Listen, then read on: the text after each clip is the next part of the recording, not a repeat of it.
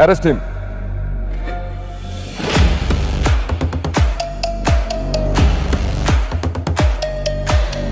Arrest মানে আপনারা ওকে কেন অ্যারেস্ট করছেন? অপরাধী তো এরা। ম্যাডাম, কে অপরাধী আর কে অপরাধী না এটা আমরা বুঝবো। এই ওরা গাড়িতে তুলো। তুমি এত ডেঞ্জারাস? সামান্য এইটুকুর জন্য আপনার কাছে আমাকে এতটা ডেঞ্জারাস মনে হচ্ছে। আর আমি শেহজাদের ওয়াইফ। আমি যদি এমন ডেঞ্জারাস হয়ে থাকি তাহলে একটা বার ভাবুন তো, শেহজাদ চৌধুরী কতটা ভয়ঙ্কর, কতটা ডেঞ্জারাস হতে পারে। ম্যাডাম, আপনি শুধু আমাকে একটা বার অর্ডার করেন, এই লোকের এমন এমন জায়গায় এত এত গুলি করব যে ডাক্তারও গুলির ছিদ্র গুনে শেষ করতে পারে। তাহলে শেহজাদকে কারা নিয়ে গেল?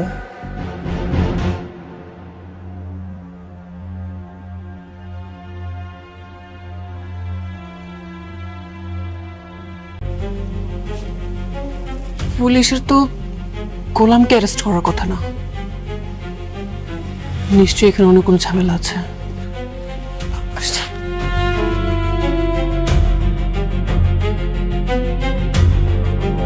এই এরিয়াটা খেয়াল রাখো, বুঝছো? এখানে কিন্তু প্রচুর পেপে, তোর এমন জায়গা দিয়ে ভুইরা দেব বাপ দাদার নাম ভুইলা যাবি। স্যার গো, আমার ভুল হয়ে গেছে স্যার। জীবনে অনেক মানুষকে কম বেশি করছি স্যার, ওর জন্য কম বেশি আর দিব না স্যার। কান্দর মানে আমি এই বিয়ে করছি না। আপনি আমাকে ধোকা দিয়েছেন। আমি এই বিয়ে করবো না। আপনারা আসতে পারেন। সরি, আমি এই বিয়ে করতে পারবো না।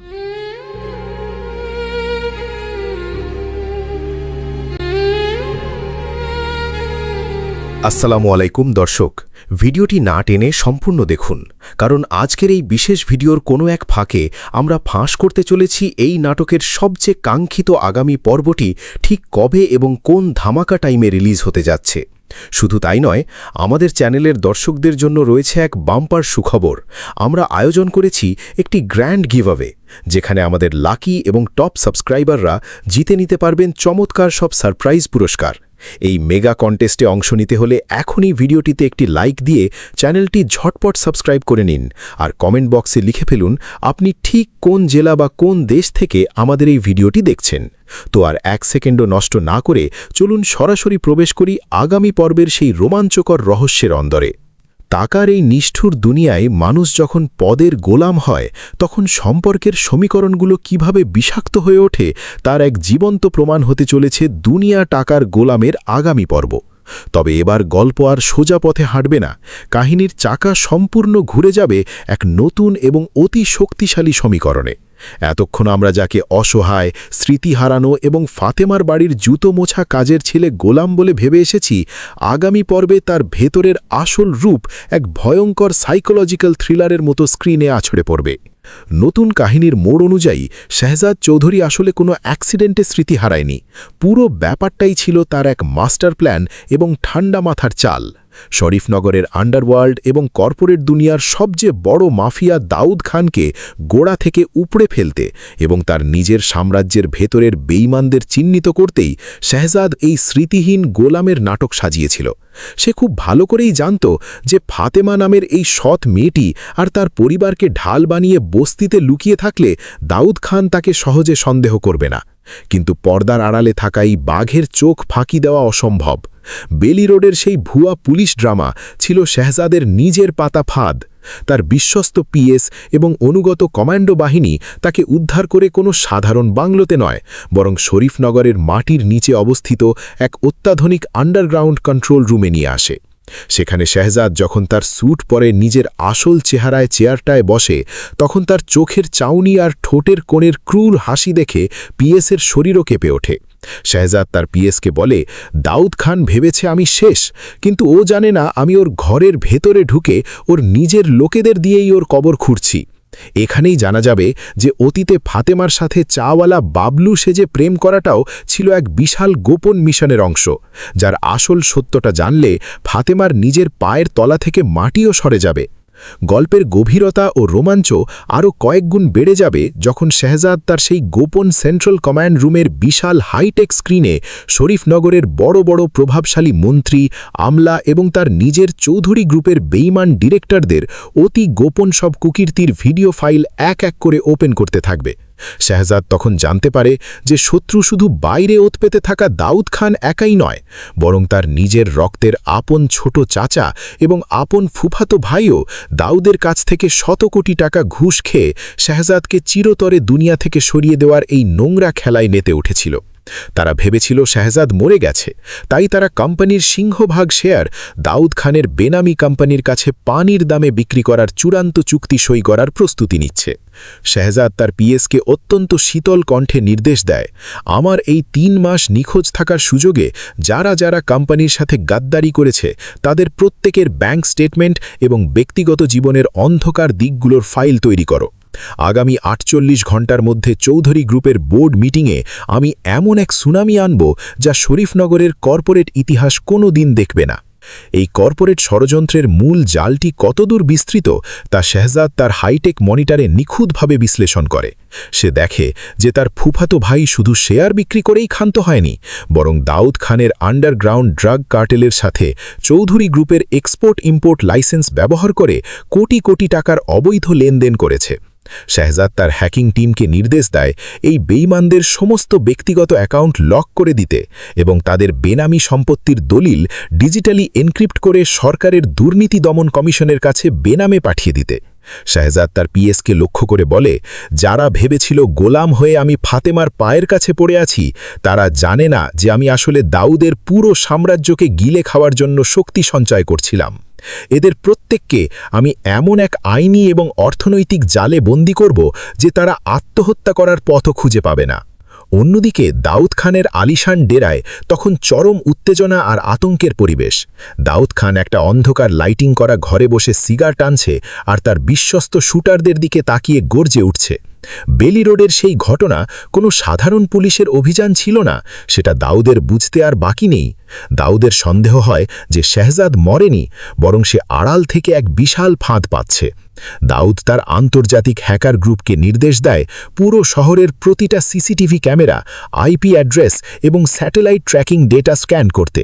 ঠিক তখনই দাউদ খানের আইটি চিফ হঠাৎ চিৎকার করে ওঠে, কারণ তারা শেহজাদের আন্ডারগ্রাউন্ড আস্তানার এনক্রিপ্টেড এবং অতি সুরক্ষিত আইপি সিগন্যালের একটা লিক ধরে ফেলে। দাউদ খানের মুখে এক পিশাচের মতো হাসি ফুটে ওঠে। সে তার প্রধান কিলারকে ডেকে বলে, আজ রাতের অন্ধকার শেষ হওয়ার আগেই শেহজাদের এই গোপন বাংকার গুঁড়িয়ে দাও, ওর রক্ত দিয়ে আমার শরীফনগরের সিংহাসন ধুয়ে ফেলো। দাউদ খান তার হ্যাকারদের আরও নির্দেশ দেয় যেন এই অভিযানের সময় ওই এলাকার সমস্ত মোবাইল নেটওয়ার্ক ও জ্যামার অন করে দেওয়া হয়, যাতে শেহজাদ বাইরের কোনো সাহায্য বা তার ব্যাকআপ ফোর্সকে ডাকতে না পারে।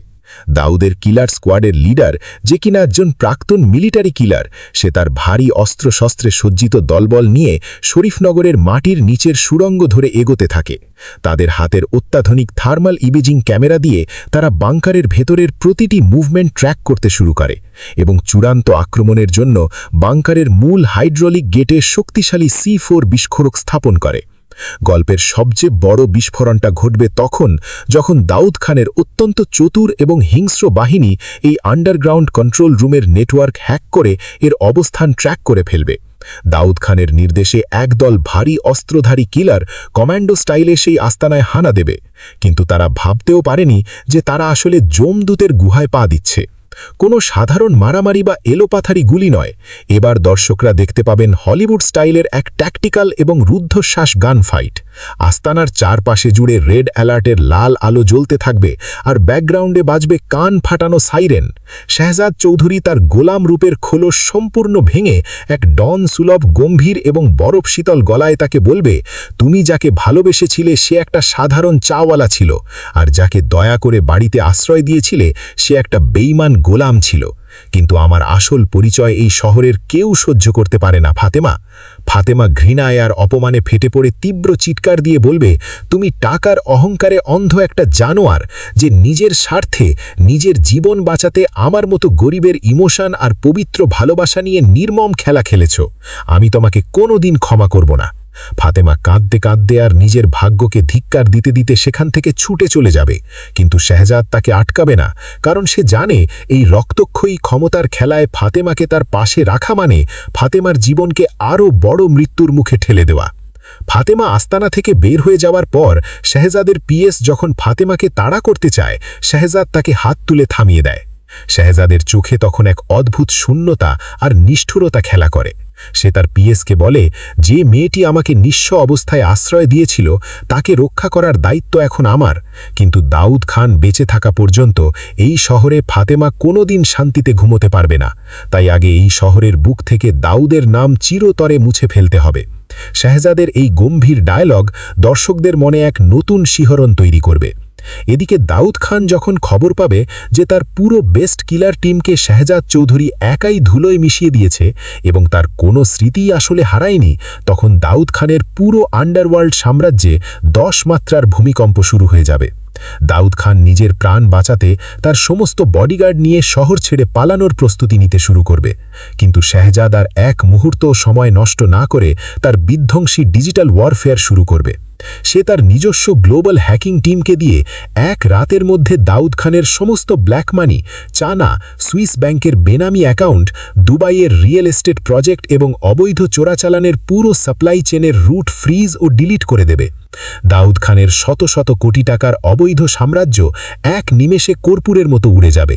দাউদ খান এক নিমেষে কোটিপতি থেকে রাস্তার ভিখারিতে পরিণত হবে। তার নিজের পালিত গুন্ডা আর বডিগার্ডরাই যখন দেখবে দাউদের কাছে তাদের বেতন দেওয়ার মতো একটা টাকাও অবশিষ্ট নেই, তখন তারা সবাই দাউদকে মাঝ রাস্তায় ফেলে রেখে পালিয়ে যাবে। শেহজাদের এই হ্যাকিং অপারেশনটি এতটাই নিখুঁত ছিল যে দাউদ খানের আন্ডারগ্রাউন্ড সার্ভারের ব্যাকআপ ডেটাও পুরোপুরি ক্র্যাশ করে দেওয়া হয়।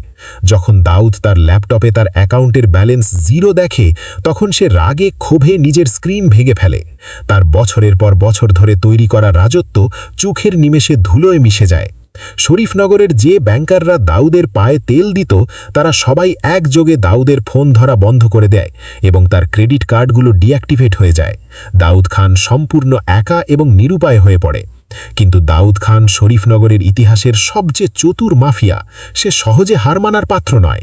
সে তার শেষ মরণ কামড় দিতে শেহজাদের বৃদ্ধা মা এবং নিশিতার ওপর আক্রমণ করবে না, কারণ সে ভালো করেই জানে শেহজাদ নিজের পরিবারের 4 কোণা সীমানায় দেশের সবচেয়ে এলিট ফোর্স দিয়ে কড়া সিকিউরিটি গার্ড বসিয়ে রেখেছে। বরং সে সবচেয়ে নোংরা এবং মোক্ষম চালটি চালবে ফাতেমাকে নিয়ে। দাউদ খান খুব ভালো করেই বুঝে গেছে যে এই নিষ্ঠুর হৃদয়হীন ডন শেহজাদ চৌধুরীর একমাত্র গোপন দুর্বলতা আর ইমোশনের জায়গা হল ফাতেমা। দাউদ খান তার জীবনের শেষ সম্বলটুকু দিয়ে শরীফনগরের মিডিয়া এবং পুলিশের উচ্চপদস্থ বেইমান আইজিপি ও কমিশনারদের কোটি কোটি টাকার লোভ দেখিয়ে